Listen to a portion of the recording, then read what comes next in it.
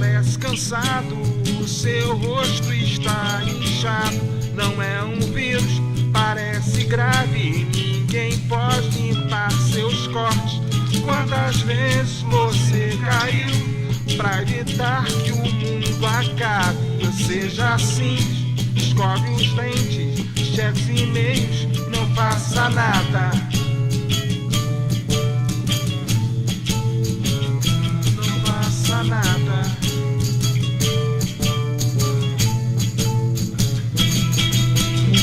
Se ela gosta de alguém, não é de você.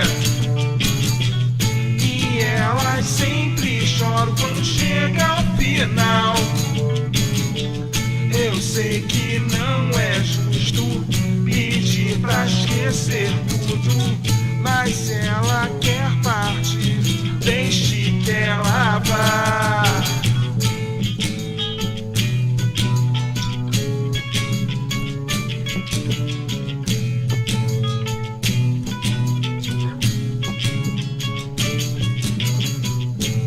Lembrarão de você, com você agora está. Largou o emprego, queimou os dedos, apagou sua identidade. Quantas vezes você pediu pra reviver o seu passado? Seja forte, olhe em frente, tome fôlego e volte pra casa.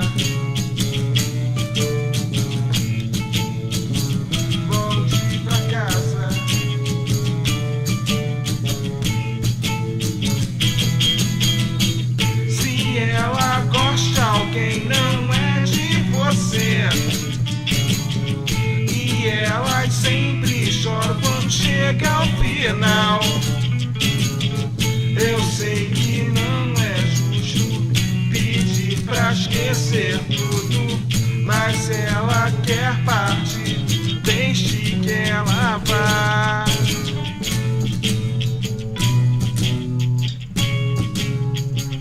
Deixe que ela vá.